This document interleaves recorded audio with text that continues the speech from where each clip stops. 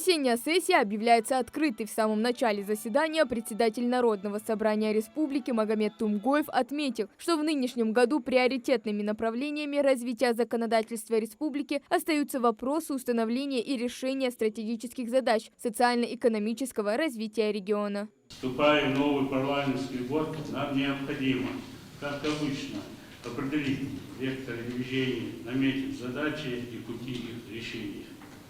Есть утвержденный примерный план работы Народного собрания, согласно которому будет строиться наша работа при необходимости, корректируя его. Мы заслушаем информацию о итогах деятельности за прошлый год республиканских министерств и ведомств, территориальных органов, федеральных органов исполнительной власти по республике Ингушетия. Также традиционно ежегодный отчет главы республики Ингушетия о результатах деятельности правительства за 2024 год, в том числе по вопросам, поставленным Народным собранием. Приоритетным направлением развития законодательства республики остаются вопросы установления и решения стратегических задач социально-экономического развития республики, социальной защиты населения, образования, культуры и другие. В заседании принимают участие глава региона, главный федеральный инспектор, представители администрации главы и правительства, контрольно-счетной палаты, региональных министерств и ведомств. В своем выступлении Махмуд Али Калиматов обратил внимание на то, что в этом году вся страна будет праздновать значимую дату – 80-летие победы в Великой Отечественной войне. Вот этот год, 80-летие, особую значимость. Сегодня хотел бы, чтобы мы поддержку делали, кто самоотверженно защищает нашу Родину. Из ключевых задач, которые стоят обеспечение всесторонней поддержки. Хотел бы, чтобы мы все вместе, в части и 80-летия, и в части этого, провести, может быть, депутатам и администрации, я лично сам, на телевидении круглые столы, довести. У нас, вы знаете, ветеран, к сожалению, только один остался, да? Вот я его посещал, ему 100 лет. Я думаю, тоже внимание уделить. Кроме того, у нас тоже есть военные, люди под погонами.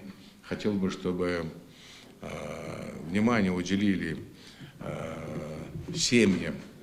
Мы уделяем, у нас программа целая, сейчас дополнительно будем делать. Я имею в виду все-таки и депутатский корпус, чтобы внимательно отнесся тем семьям, которые живут здесь. Глава Ингушетии также отметил продуктивную совместную работу. Сегодня в республике удалось полностью ликвидировать очередь в детские сады, благодаря строительству дошкольных учреждений. Также активно вводятся в эксплуатацию новые школы. Махмуд Али Калиматов обозначил основные направления для дальнейшей работы. У нас вот эти проекты охватывают ключевые сферы жизни. Это до 30-го года еще. Это здравоохранение, образование, экология, экономика. Наша задача активно участвовать в их реализации, чтобы каждый житель мог ощутить положительное изменение нашей республики. Не на словах, а реально сказали, сделали.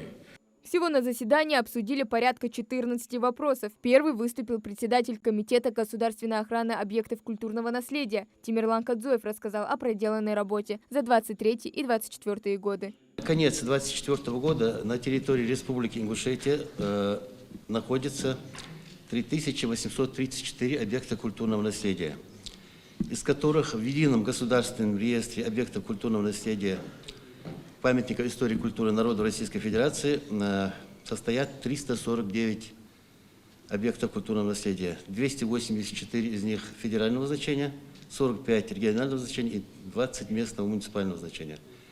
В целом, техническое состояние большинства памятников истории и культуры можно охарактеризовать как неудовлетворительное. Многие памятники находятся в аварийном и даже в руинированном состоянии. Большинство памятников требует первоочередных работ по сохранению. Далее с докладом выступил министр по физической культуре и спорту Республики Ингушетия. Руслан Белхароев отметил, что в целях популяризации здорового образа жизни и совершенствования мастерства спортсменов в республике проведено 78 мероприятий всероссийского регионального уровней. С 1 марта по 30 июля 2023 года среди выпускников общеобразовательных школ республики тестированы по сдаче ГТО, в которой приняло участие 873 выпускников. По итогам тестирования выпускникам присвоено золотой знак отличия 402 человека, серебряный знак отличия 5 человек. Кроме того, были обозначены вопросы, которые необходимо решать: экология, водоснабжение, очистные сооружения, здравоохранение. А завершилось первое в этом году заседание на приятной ноте. Глава региона наградил Магомеда Тумгоева почетной грамотой президента Российской Федерации. Махмуд Али Калиматов пожелал депутатскому корпусу качественной законотворческой работы. Хава Гагиева, Билал Ахильгов, Магаз 24.